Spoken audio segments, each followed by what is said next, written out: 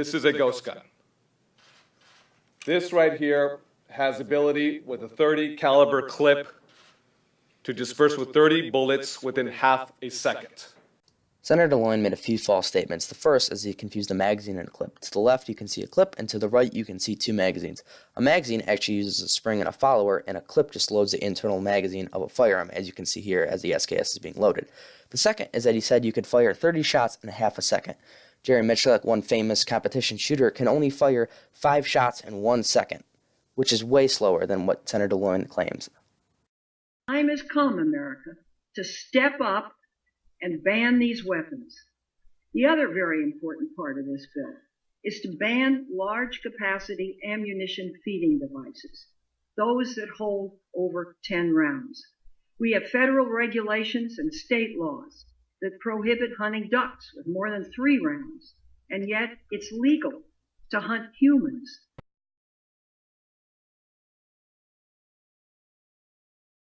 Isn't it pretty hard to define what is an assault weapon? Because it's so easy to write around for manufacturers to create weapons that... Well, if it can fire a lot of bullets very quickly, that's a good place to start, okay? And hunters then you would can say... argue what a lot is. Okay, let's pick it. Let's say 3. If you haven't hit the deer with 3 shots, you're a pretty lousy shot. That deer deserves to get away.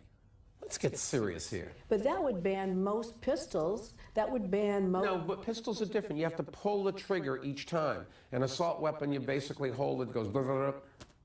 I want to take a quick look at these rifles on the table, the one at the bottom, the AR-15, and the one in the middle, the AKM. Some people think these rifles are assault rifles. In actuality, they're just modern sporting rifles. This is because they cannot fire in fully automatic. Now, fully automatic firearms are still able to be purchased by civilians, but they have to be registered before May of 1986 due to the Firearm Owners Protection Act, or otherwise known as the Hughes Amendment. To acquire a fully automatic firearm, you have to file for an ATF Form 4 and pay $200 tax stamp towards the NFA. The prices of the fully automatic firearms can range from $2,000 to $500,000, and the wait period can be 8 months to a year and a half.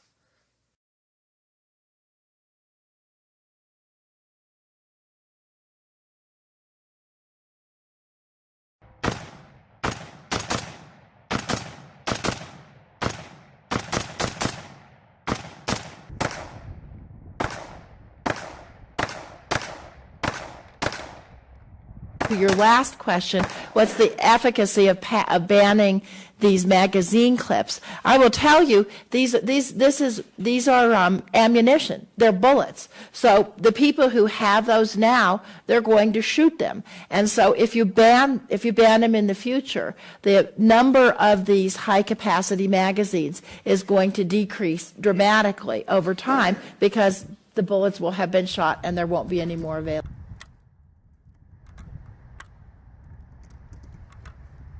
In February, you introduced the Assault Weapons Ban and Law Enforcement Protection Act of 2007. It would regulate semi-automatic assault weapons, including weapons that have pistol grips, a forward grip, and something called a barrel shroud. Weapons with a barrel shroud would be regulated. What's a barrel shroud, and why should we regulate it? I think the more important thing is that it also would have had banned the large capacity clips that Colin Ferguson had used, and also the killer. Okay. But I read the legislation. I'm sorry. I read the legislation, and it said that it would regulate barrel shrouds. What's a barrel shroud, and why should we regulate that? The guns that were chosen back in those days were basically the guns that most gangs and criminals were using to kill our police officers. I'm not saying it was the best bill, but that was the best bill they could get out at that particular time. I actually don't know what a barrel shroud is. I believe it's a shoulder thing that goes up.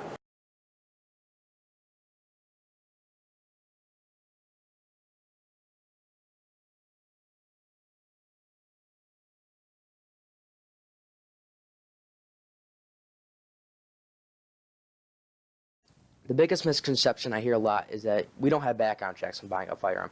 Now, that may be true with the person-to-person transaction from the state of Michigan, but if I want to go buy one from a licensed dealer, I have to actually fill out a 4473 that's from an ATF that checks for mental background, felony history, criminal history, all that stuff. And then what we'll do is that my dealer will then call the FBI, run a NICS check on me, which is a background check. After that's all cleared up, then I can buy my firearm. Now, if you have a concealed carry permit, then you don't run a background check because you've already been vetted. So then you're allowed to buy a firearm without a background check. The second misconception I hear a lot is that the AR and AR-15 stands for assault rifle. It actually stands for Armalite rifle. That's because the Armalite Corporation developed the rifle. The third biggest misconception I hear is that we have over 30,000 gun homicides per year in the United States. Now, we have over 30,000 gun deaths in the United States per year, but 34.9% of those are from homicides. The biggest chunk is taken out of suicides with 61.2% from the year 2010. Now, if we take the homicides into perspective from 2010 also, we can see that 0.749% of those homicides were actually from mass shootings. Now, I think this is really important to take a look. This next question I get asked a lot: why do I need a firearm? Well, the Second Amendment allows us to own firearms, and that's the biggest reason is for a tyrannical government or a foreign invasion, and I think that's a really big point. But there's other reasons to owning firearms that go beyond that, and go into sports and collecting and history and all that, which will be displayed here.